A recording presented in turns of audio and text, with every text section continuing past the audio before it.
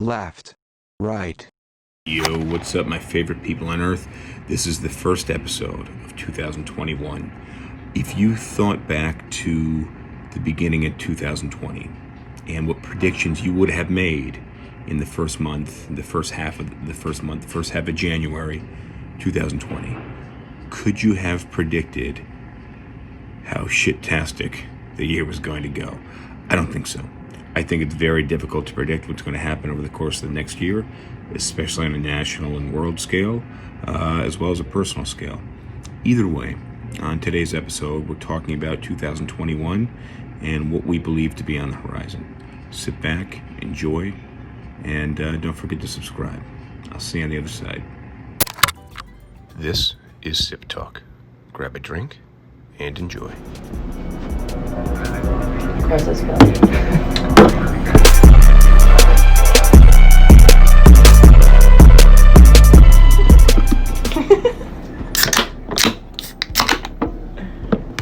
Cheers. Cheers. Cheers.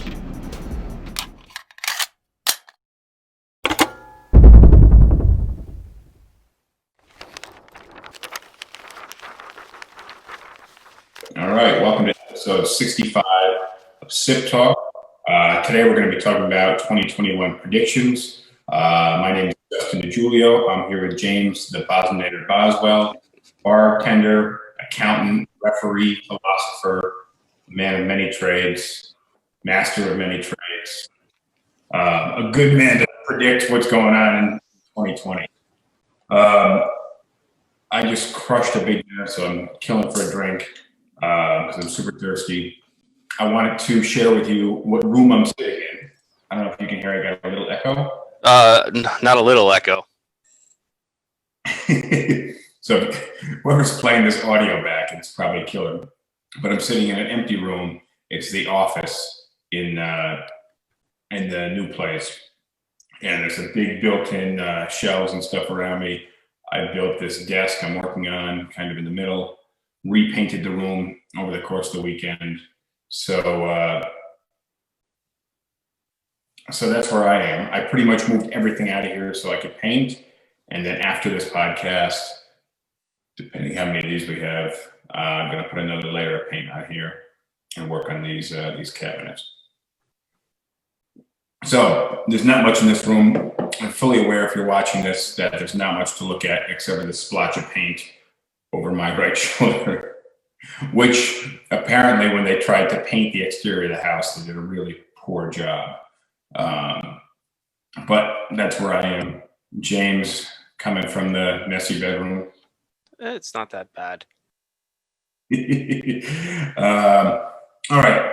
So it is the beginning of 2021.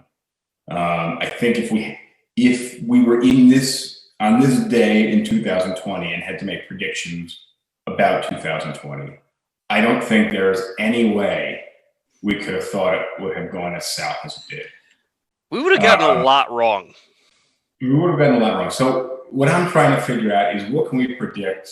What can we predict this year that's going to be pretty spot on, like things we're sure about, and then we could talk about some things that might, that could spiral a little more out of control.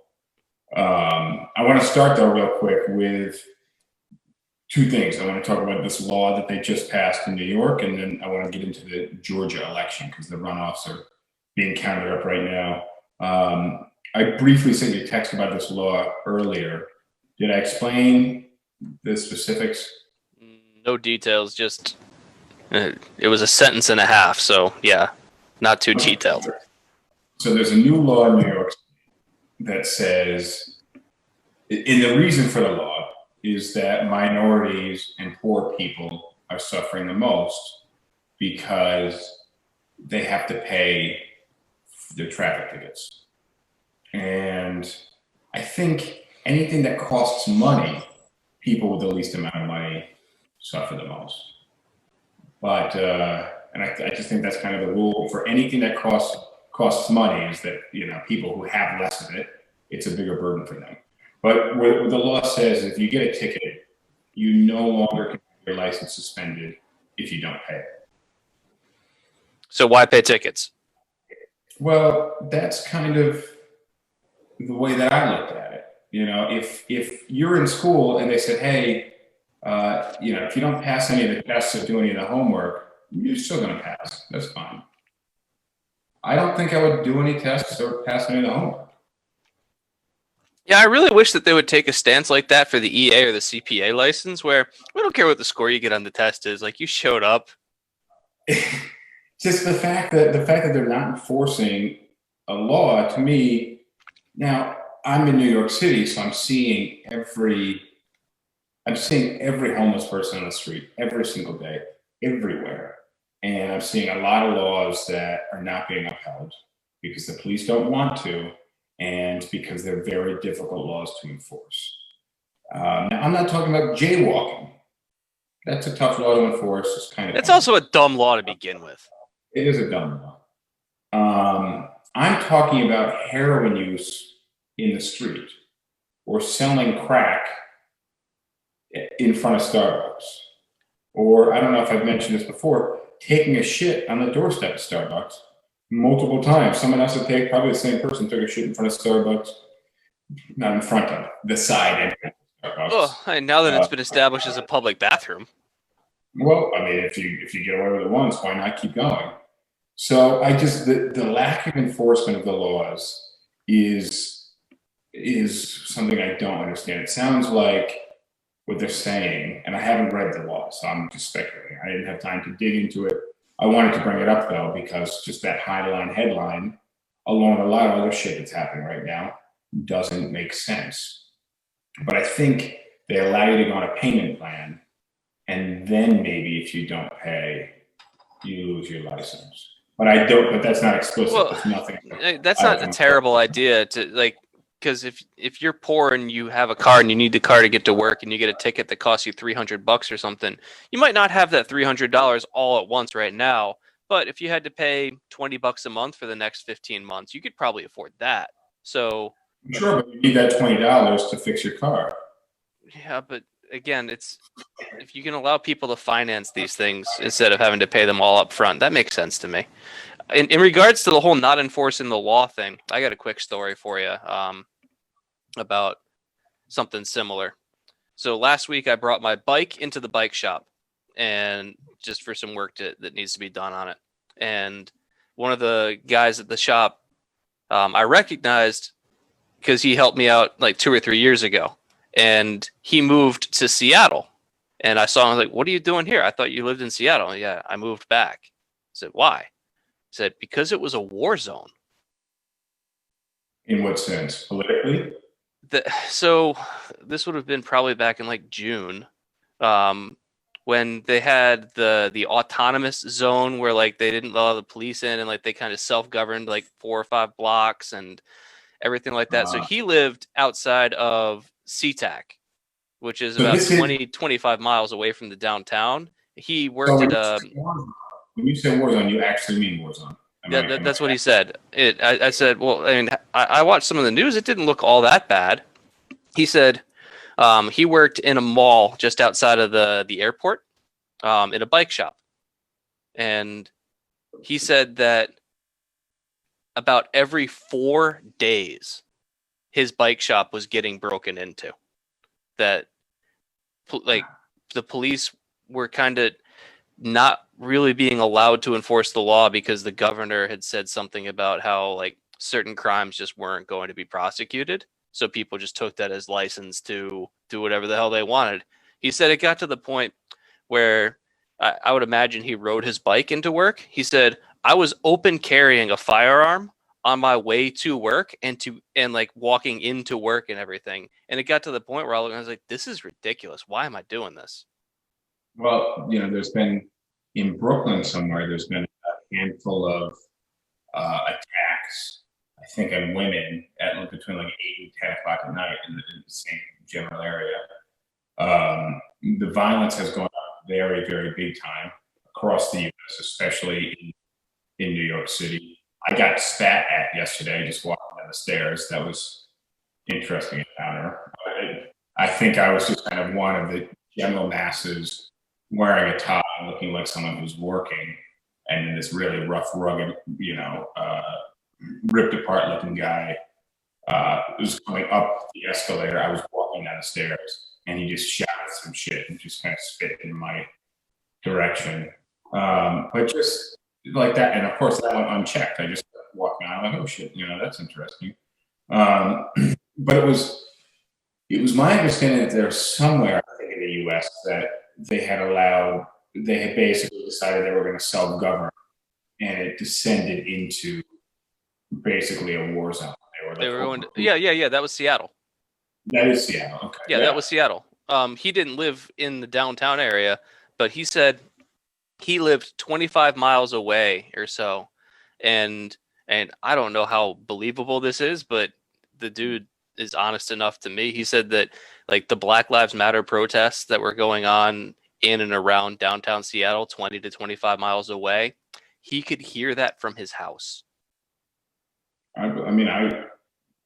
When I was in the city, I've seen a lot of the protests from the window of the apartment. So I believe that. He said that because I watch the news a fair bit and I follow the news, and I was like, I didn't like the coverage out here made it seem like it was just like this minor disturbance or whatever. Like there wasn't all that much going on unless you were like right in it. And he's like, no, it was crazy everywhere, and that's why I had to leave.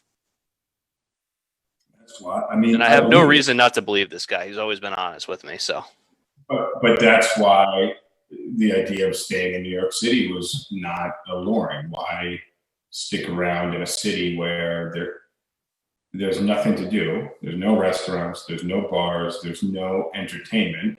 There's no Broadway, there's no movie theaters.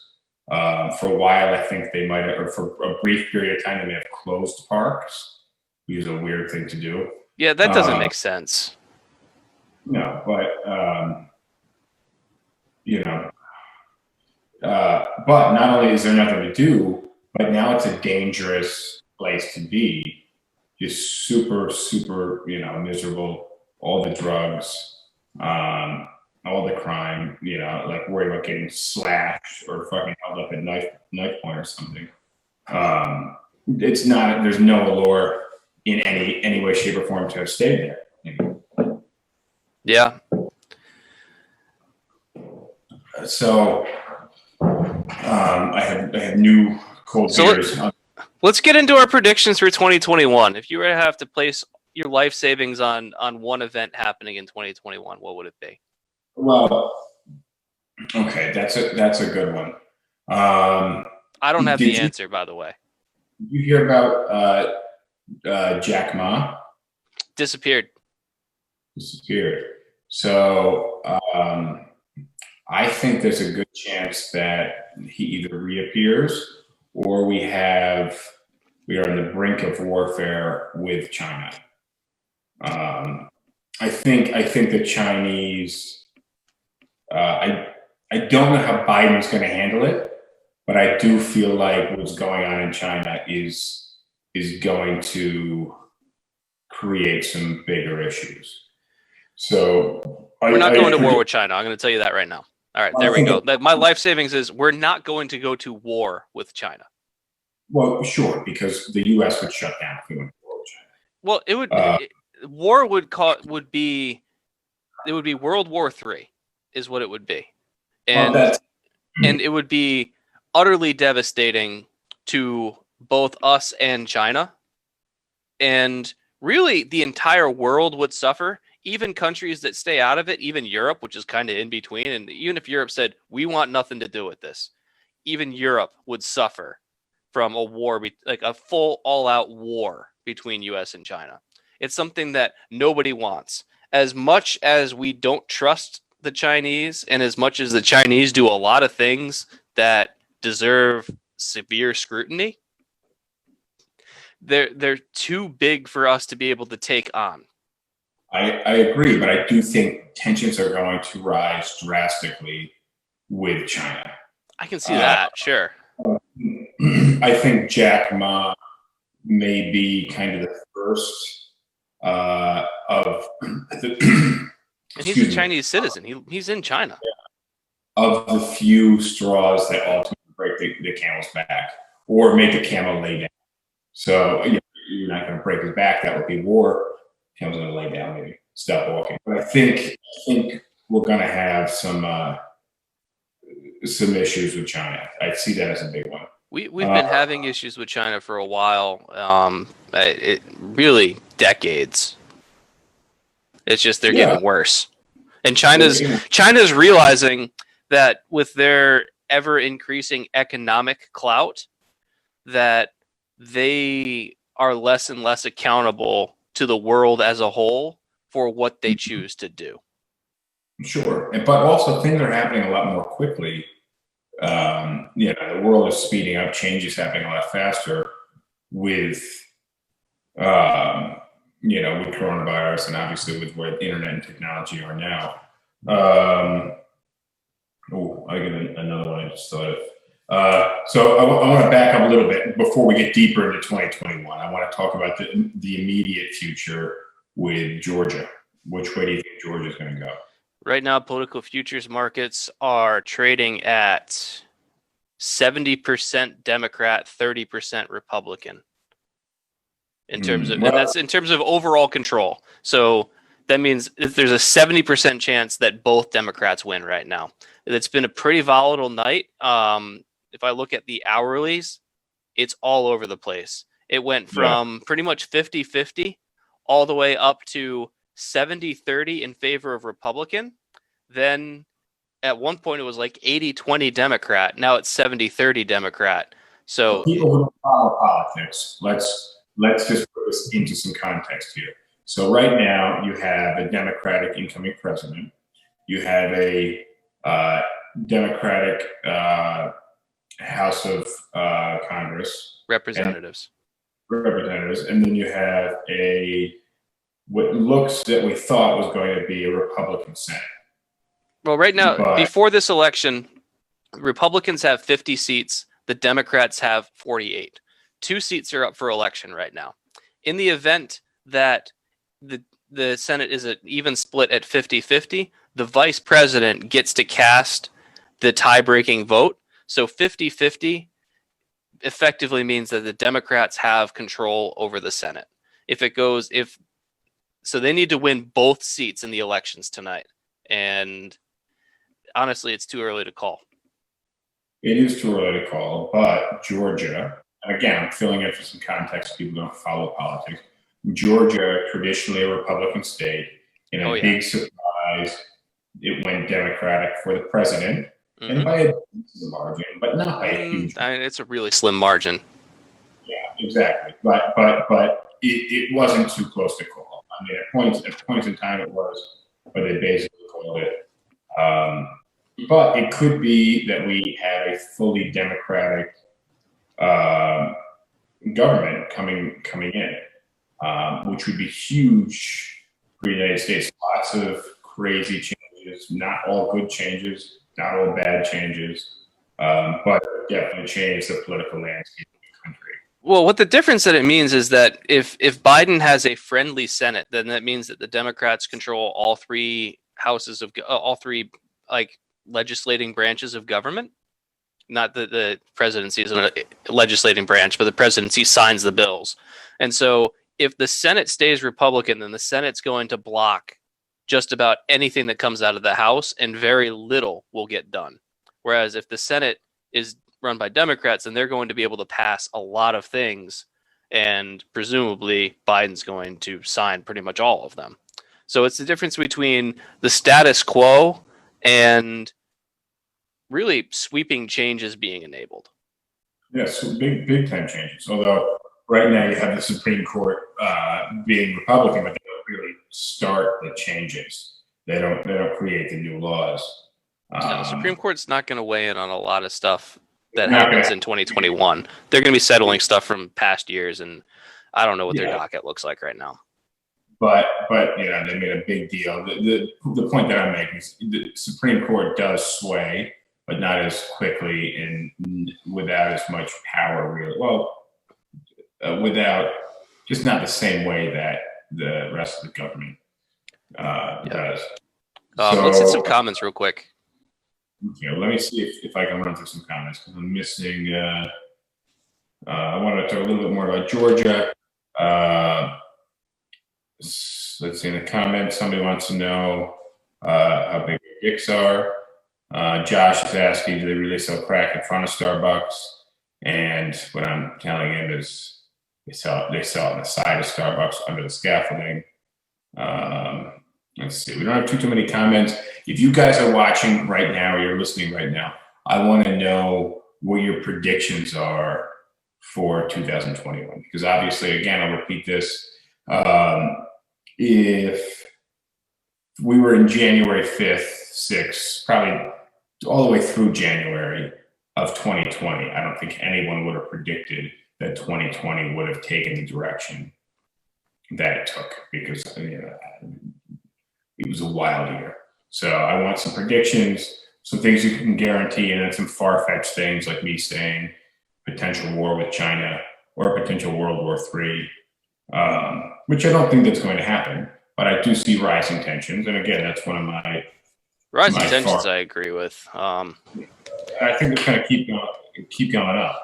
I'm going to say, here's another prediction that I'm going to make, is that the stock market is going to have another hard correction this year. Yeah. Yeah.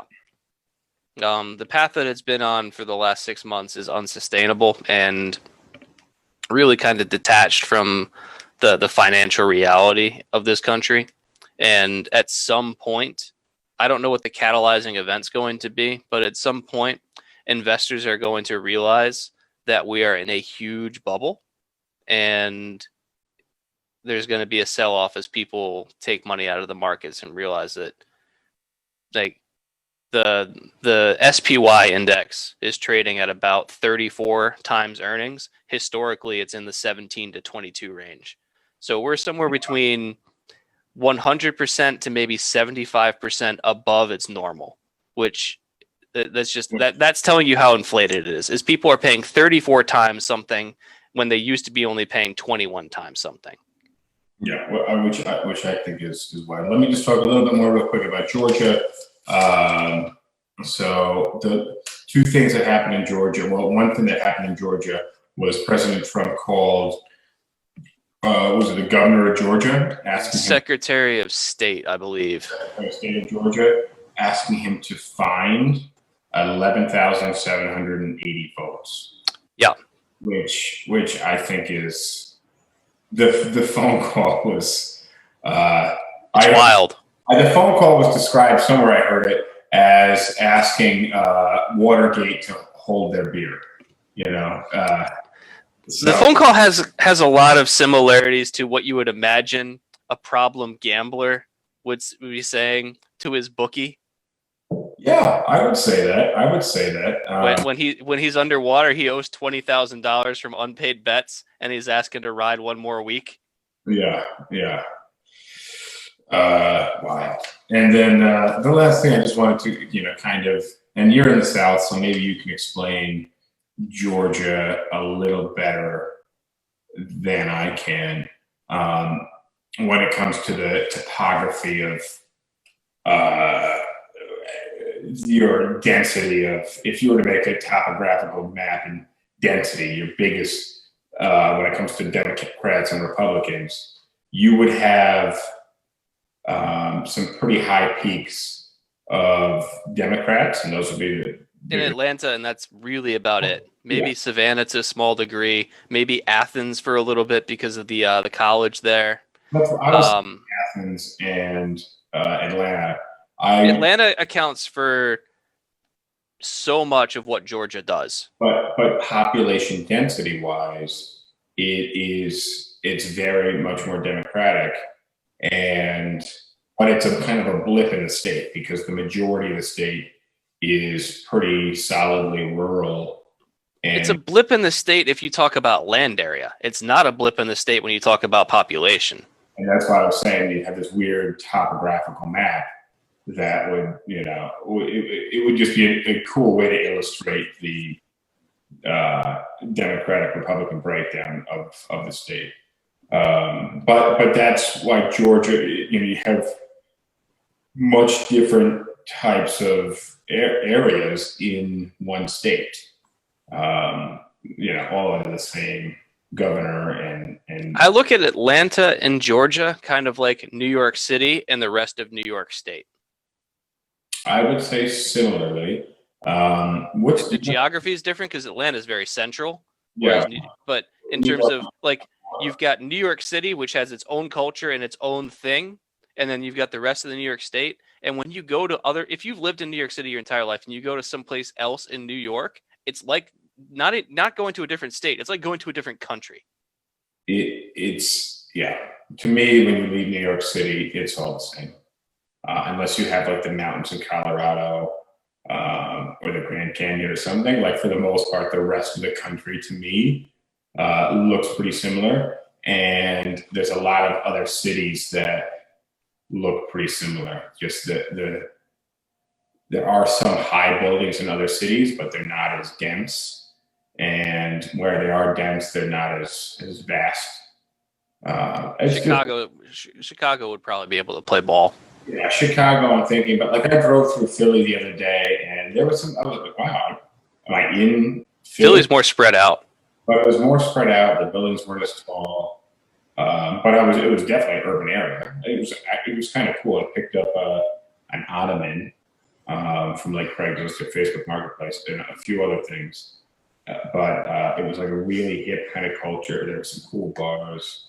And it was a hard to find ottoman. So it's like actually like a collector that had this. So that was cool. But what's the total population of Georgia? Can you search that? And then what the population of Atlanta is? Because that's something I'd like to share so people can really understand. And again, Atlanta is definitely a much more blue Democratic than Georgia is not traditionally blue in any respect.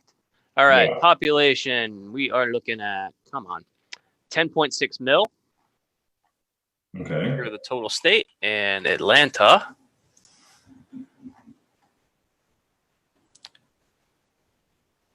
the metro. All right, so the official population is 420,000, but when you include the metro area, which is what you really should, then it should be either 5 million or 6.8 million. So roughly, Atlanta is At least half.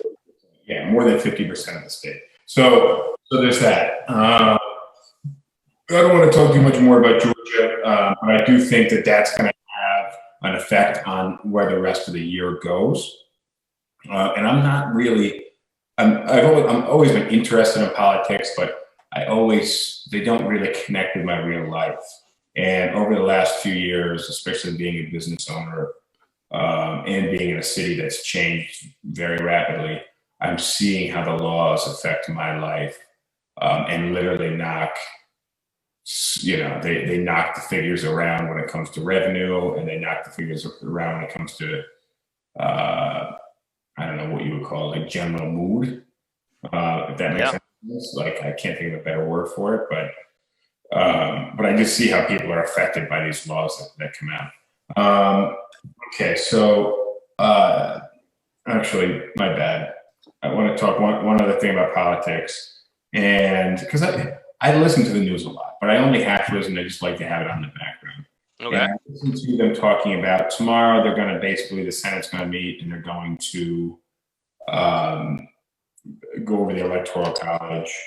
And which is a ceremonial thing. Yeah, and basically certify Biden as a president. But just like you said, it's ceremonial.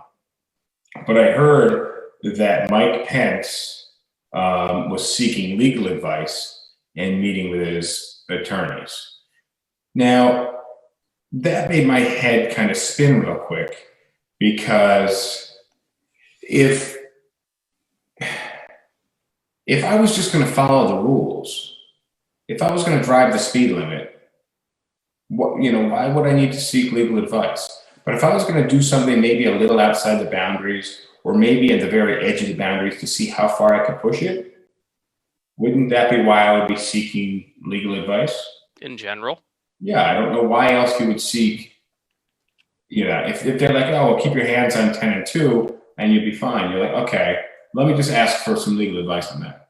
Well, yeah, you're planning to move your hands. You're not. If you're planning to move intended to, you're not seeking advice. You're just doing what you're told to do.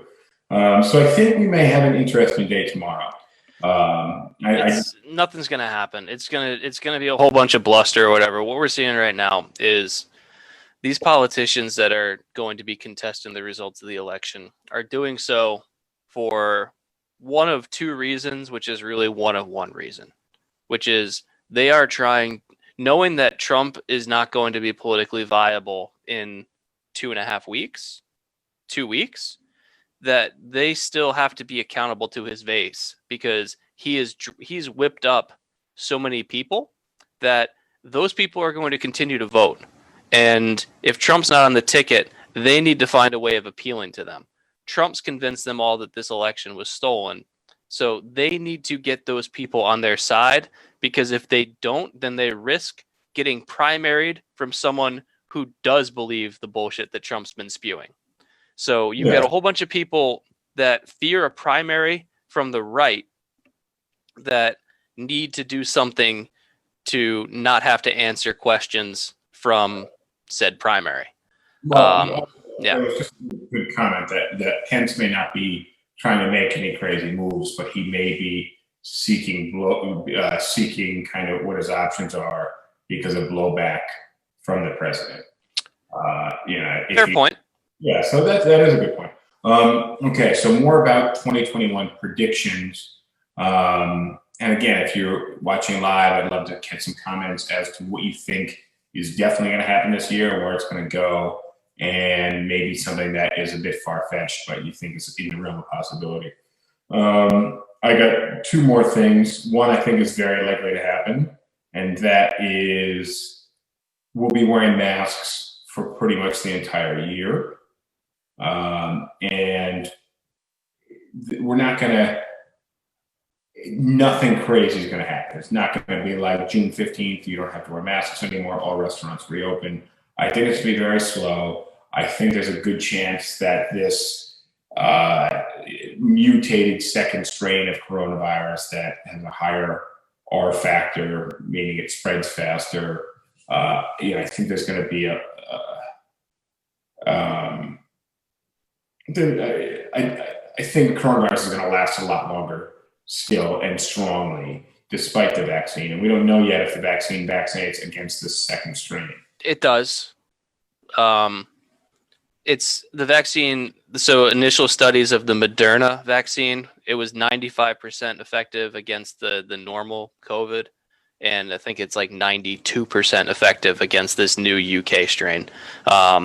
So thankfully, at least the vaccines still work pretty well against this mutation.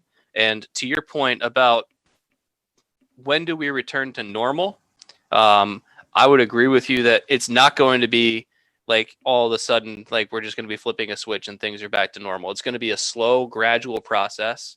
And my prediction is that sometime in the third quarter, probably late third quarter, is when we start to feel like we're making progress back to normal. The question about masks is a really interesting one, because I think that for a lot of people, wearing a mask in public has become just so habitual that I think that even after coronavirus has gone away, I think there's going to be a lot of people that stick with wearing the masks. Well, look at China. Look at the Chinese culture, and same with Japan and Korea. Yeah, well, actually, I should have said Asian culture. A lot of the Asian countries, they wear masks in general. Now, I heard it was when you are sick that you wear a mask. Mm-hmm. Yep. Others, but also, people are less likely to wear it to protect themselves. But I think that population of the self-protectors is going to go up when it comes to mask wearing, especially in the U.S. I think that the masks are going to be here to stay for quite some time, even after coronavirus is largely gone away. Another prediction I'm going to make is that things are going to continue to get worse or stay really bad for at least the next month or two. At least. I'd say we're not going to be looking at better things until April or May. Yeah. Question from MJ. Will you get the vaccine? James, you thinking about getting the vaccine?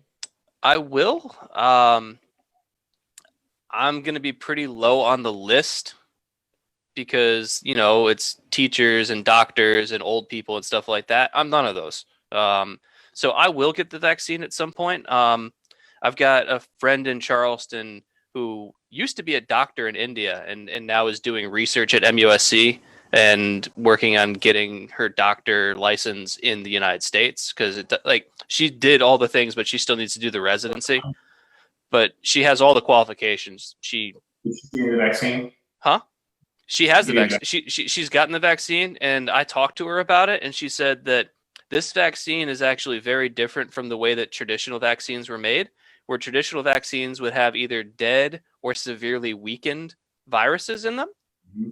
And then your body would see and say, oh, I know what this is, and be able to defeat it easily and then get up the antibodies. This vaccine works completely differently, where it's just taking part of the RNA of the virus to kind of, the RNA. So it's not going to modify your DNA. DNA and RNA are two completely different things.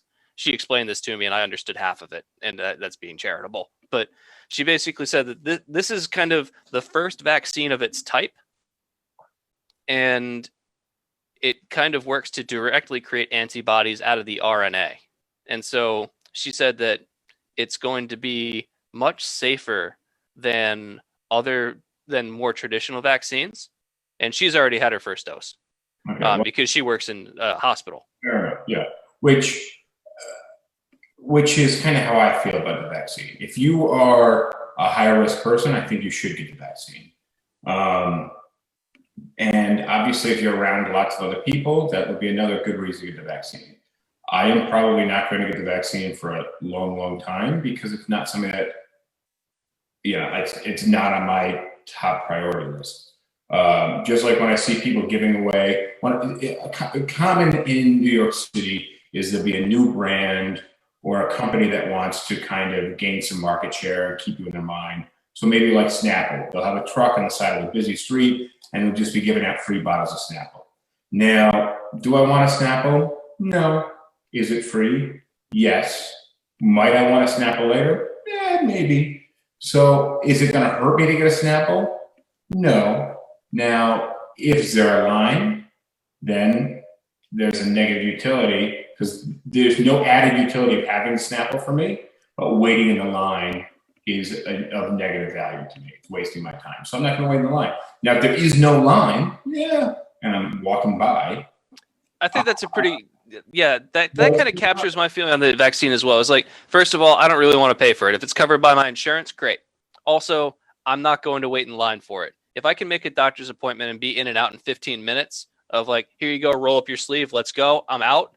Sure. But I don't want to waste half my day for something that I don't really want to do. Like, I get why I should do it, but it's not something that I'm looking forward to. Yeah. Real quick, we got a request to join. I just want to address that. Ayesha, shoot me a comment. Let me know what you wanted to add, and we'll see if we can drag you in on the video here. But yeah, I think, again, if you're questioning yourself whether or not to get the vaccine, one, are you at risk? And two, will you potentially put other people at risk? And three, have you had it already? Because I think I was thinking back, and I got really sick in the late winter last year. I haven't thought about the dates exactly, but I do know that we had some people in our office that had traveled to China, and we had a guy that went to China, and he came back for 3 or 4 days, and he was deathly sick. And then in the middle of the night, he raced back to China on a family emergency. But there was a string of people that also got sick after that. And we actually did a podcast where we were drinking hot toddies, and I was like on my deathbed. Just barely. It'd be interesting if you were to see if you could get an antibody test. And as much as like I'm not going out of my way to do this shit. If I find a free antibody test, and it's not out of my way, or I have the free time, which is very unlikely, I'll do it. But like, I don't have that, we're going to finish this podcast and I'm going to go on to work until midnight or so. And then I'm going to wake up and tomorrow take a shower, race out the door. I don't have that much downtime to just do stuff I want to do. So I think the general idea is for people out there is you should get the vaccine, but kind of look at it as where in line should I be? How much at risk am I? How much at risk am I putting other people? And if the answer to that is not really to either of those questions, wait and let the people who really need it get it now, and you can get it in 4 or 5 months or whatever. Exactly. So other predictions. Anybody who's live, I want to know what your predictions are for 2021. I got another one, and well, two. One, I think there's going to be, and I think this is a likely one. The next is kind of far-fetched. The likely one is faith in government and faith in news publications is going to continue to drop. Agree. And with the new technology and the scammers, I've been getting, over the last year and a half, I've gotten more scam phone calls than I have in probably the previous 8 years. And I say that as somebody who typically always got a lot of spam phone calls because my number has always been all over the internet, which is why I had to take a second line out just for work because my number's all over Craigslist, it's all over social media. And I, 95% of the time I pick up the phone and because I never know who it's going to be, could be a lead, but I get a lot of scams, and I've been getting a lot more spam and scam calls over the last year and a half. And I have to say that they've been getting better. The scam emails that I get, the spam emails that I get, definitely better. And, I'll get an email from like TD Bank about my password being hacked and I'm like, oh, I don't have TD Bank, but that looks legit. The ones that I think are really devious, I get these from time to time, are the ones where people say like your Amazon, like check, like you need to log into your Amazon account. We canceled your order or something like that. And it looks just like an email from Amazon. But when you actually hover over the hyperlink or whatever, it's just a whole bunch of gobbledygook. I look at those and there's times where even I'm just like, I mean, I didn't order anything from Amazon, but. Well, I got another on the scam and spam thing. You're not much of a social media guy, but now, and there's one of my friends on Instagram and TikTok, May, does this a lot, where you can take your face and superimpose it on somebody else. So she'll like take her face and put it on Wonder Woman. And if you didn't know what Gal Gadot looked like, the Wonder Woman actress, you would just think that this girl was Wonder Woman. Okay. So I think the ability to visually, and they're moving, and sometimes you can do them live. Like I could put a filter on this. Yeah, those are called deep fakes. Yeah, I could put a filter on this right now, and we could have each other's faces, and it would. Yeah, let's not do that. Although it would be nice, you could know what it's like to have hair again.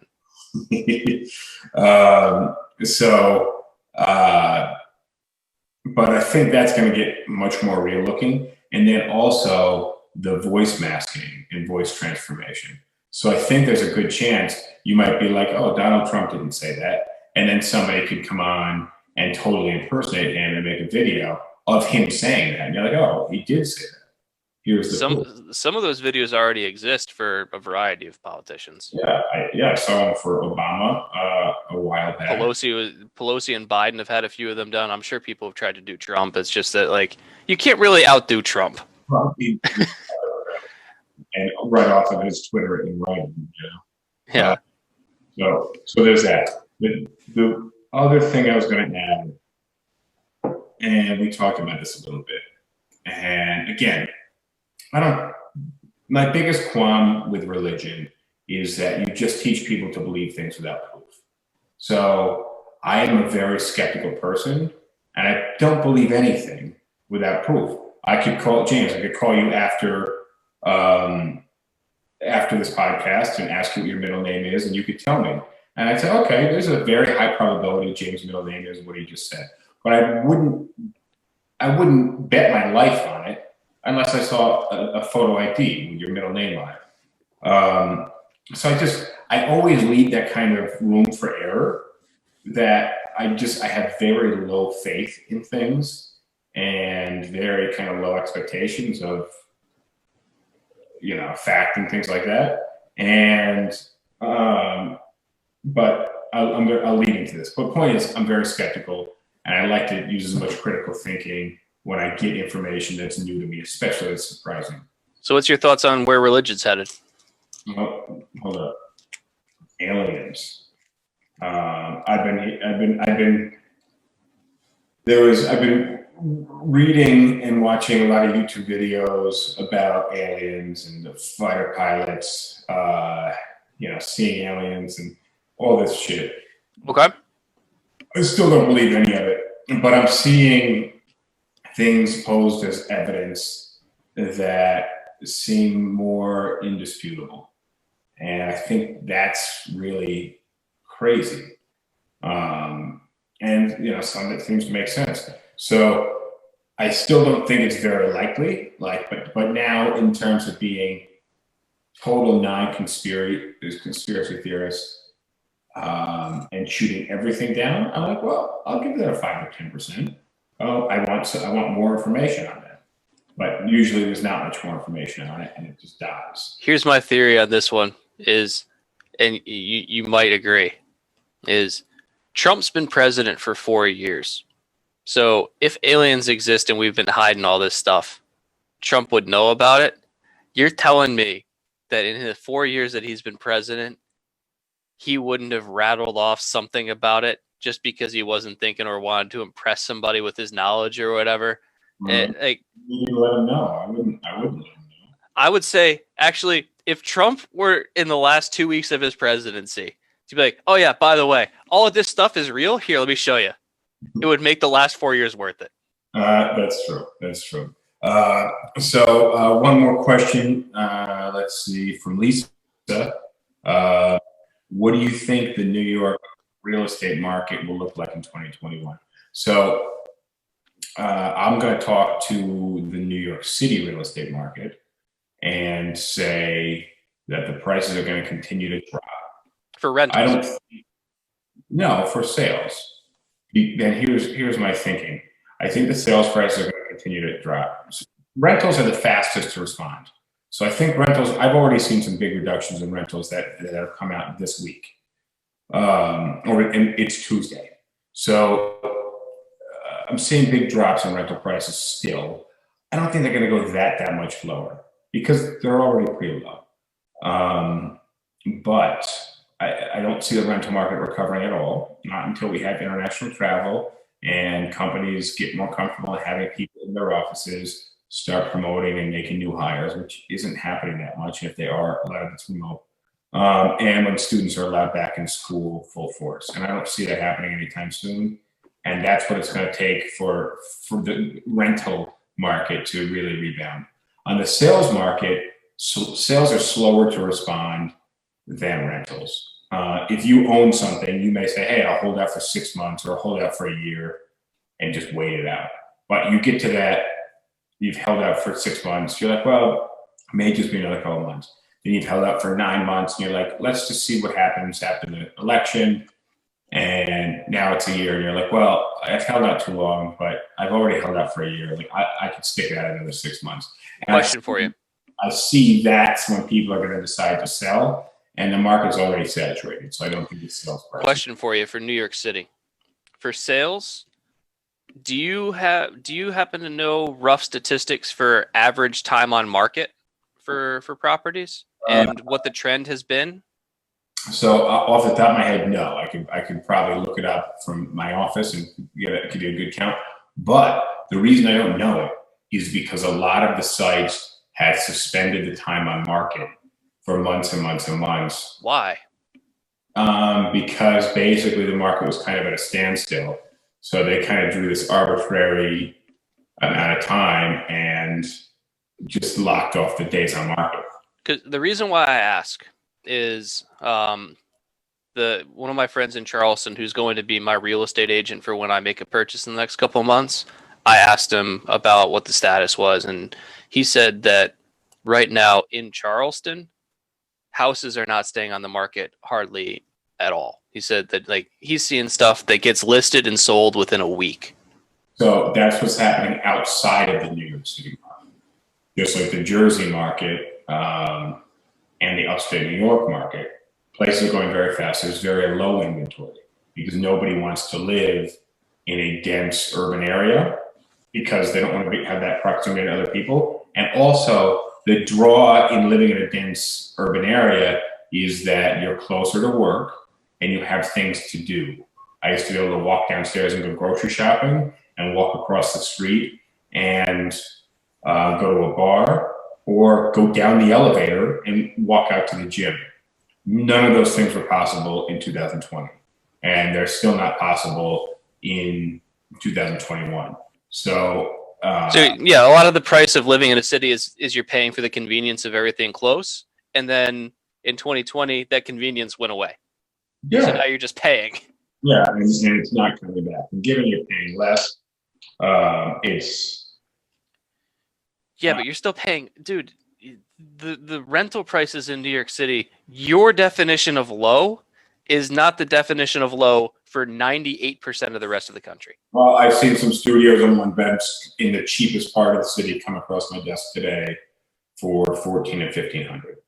So that's low, whereas normally they would be $2,000, $2,100, $2,200. And that's, you know, the kind of base where the market's not going to go that much lower. A lot of these management companies Just for the viewers out there as a comparison. So a studio or a one bed in a crappy area of New York City, and this is going to be a small studio or a small one bed. How many square feet? 500? yeah, roughly. All right. So in Charleston, I'm paying about $1,200 before rent, before utilities and stuff. I'm paying $1,200 in rent for a 2-bed, 2-bath with in-house washer dryer, dishwasher, garbage disposal, probably about 1,000 square feet. Probably by New York standards, they would measure that as more than 1,000 square feet. Also, you have a balcony and a fireplace and parking. Whereas parking alone for one vehicle in New York City is $500. All right. So for $1,200, I get all of that. Yeah, exactly. So that, you know, and that's. And I consider that to be somewhat pricey in Charleston. There's places that I could go for cheaper that would be just as good. Yeah. Part of the reason why I'm moving out. So, what are your thoughts on aliens again? Do you think that we're gonna see anything new develop with aliens in 2021? No, because like there's no hard evidence to support it. There's strange happenings that defy conventional explanation. I'll grant that. Yeah. But just because we don't understand something now doesn't mean that we have to jump to a far-fetched conclusion. There's nothing wrong with saying that was a really interesting thing that happened. I'm not really sure what it was. I'd like to look into it, but I'm not going to immediately go with what I would say is the least likely explanation. Yeah, no, I agree with you. That's a lot of the times where it seemed like, but I'm not looking at unidentified stuff. I'm just certain technologies and stuff. I don't know. I need to, again, when I can't sleep, I throw on YouTube. When I'm working on the house and painting and shit, not paying that close attention. But the whole idea of aliens has been much more fascinating to me recently.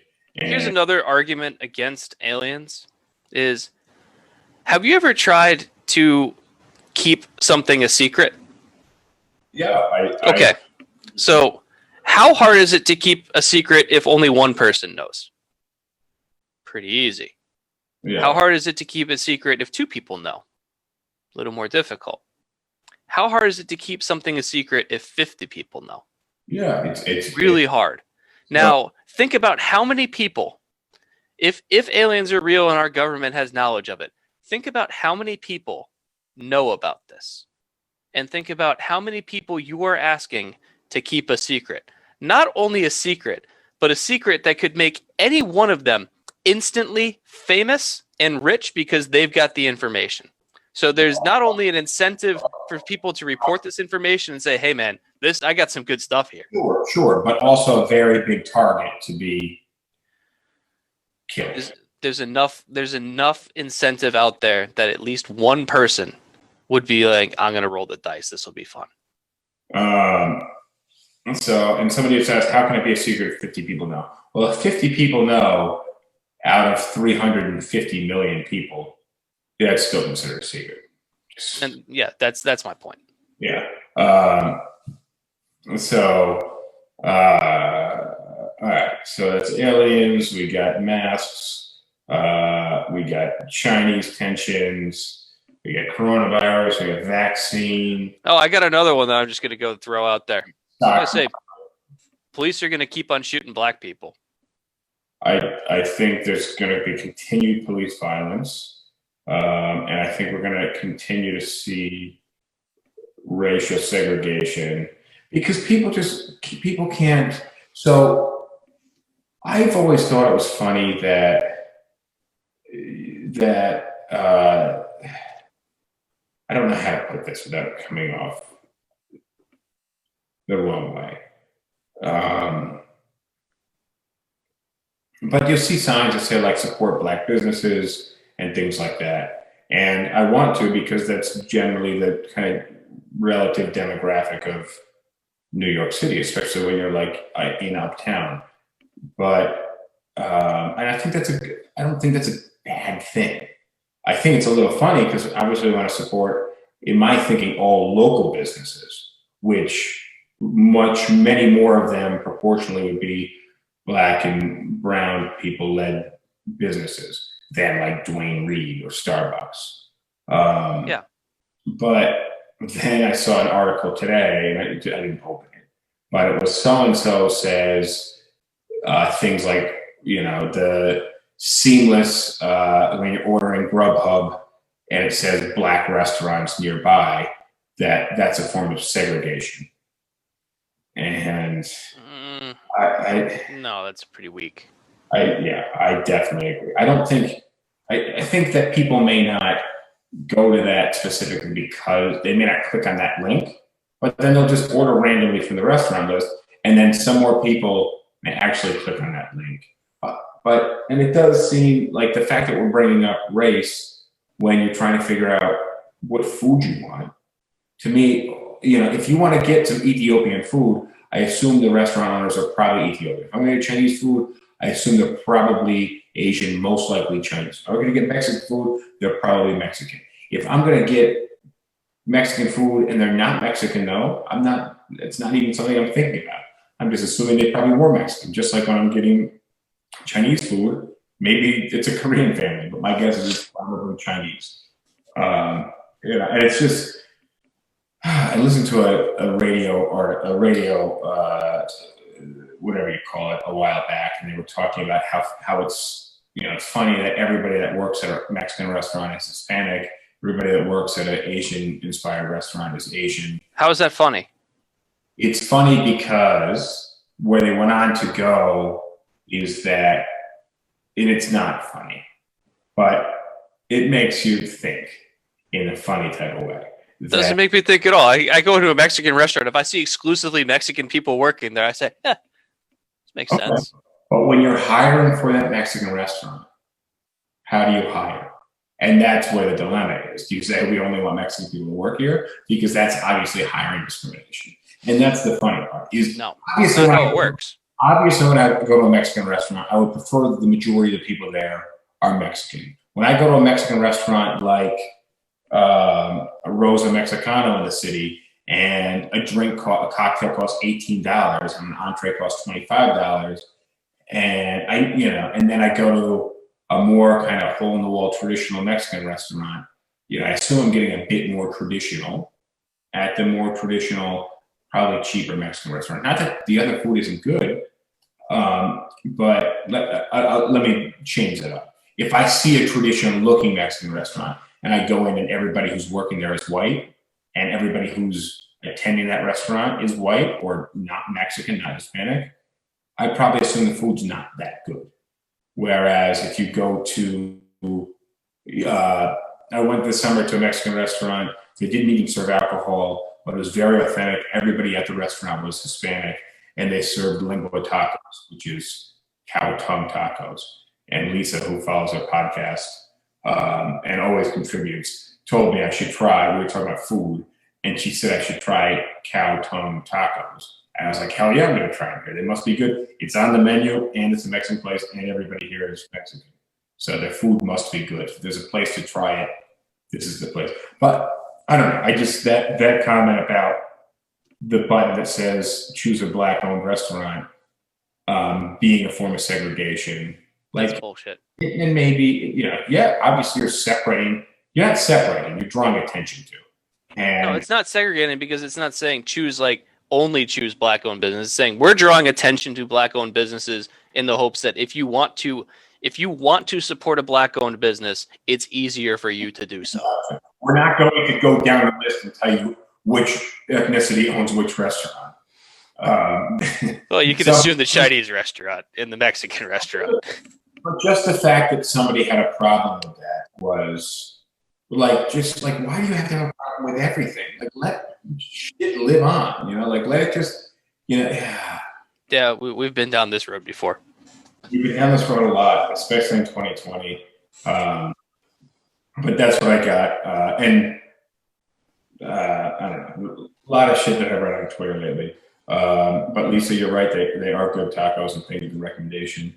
Anybody else who's live watching now with any predictions for 2021? And then James, anything you wanted to add about 2021? Georgia's 86% Democrat now. Oh shit. That's the odds. Yeah. I got to pip my latest tweet because I thought this was pretty good. I said, living in the United States since the 11-3 election has been like when you flush a toilet expecting everything to go down smoothly, and instead the water just slowly keeps rising. Since 11-3? Yeah, 2 months ago. Yeah. It's been that long. Yeah. I'm very curious to see what happens tomorrow. And I have very low expectations for the country. Oh, as you should. And for New York City. And I don't think low expectations are a bad thing. I think that, I think when you set high expectations, you're going to be disappointed in most cases. This is the line you use on dates? I'm setting low expectations, but then making the right decisions. Like, I don't expect much for the environment. I'm sorry. But I try to take public transportation when I can and recycle when I can.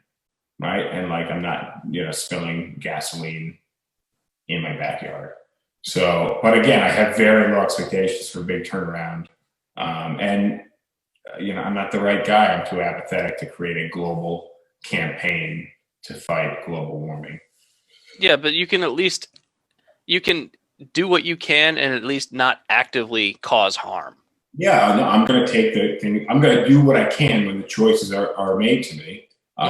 Just like I try to avoid buying plastic. I'd rather not buy plastic stuff when I don't have to. Reuse things when I don't have to. But let's see. Did James ever get a Twitter account? James, you want to give your Twitter handle again? Yeah, it's at GetOffMyLawn204. All right. That's Get Off My Lawn 204. That's James' Twitter account. Mine is Justin A. DiGiulio. And then the rest of my accounts are just under Justin DiGiulio. If you're watching this now, make sure you like this podcast on Apple Podcasts, Spotify. Make sure you subscribe, Anchor. And if you want to watch us, you can watch us on YouTube, and I'll have this podcast loaded tomorrow afternoon, so it'll be nice and fresh for you guys. But thank you guys all for watching. James, I will catch you later. Thanks. 65 in the books. I think we got a good topic for a future coming podcast, talking about phobias. Oh yeah. Maybe not the next immediate podcast, but stay tuned because we definitely have some good content when it comes to phobias. So on that note, all right, my friends, you have reached the other side of SipTalk, the outside. So in this outro, I want to thank you for listening and watching SipTalk and supporting SipTalk. You rock. We need as much support as we can get to continue to grow, to continue doing this. So please, if you have not subscribed already, please do so. Please make sure you like and you comment the podcast. And most importantly, share and message me and let me know what you want to hear more of. I appreciate you guys. Thank you very much, and I'll see you soon. I like PBR. I just got priced out of it.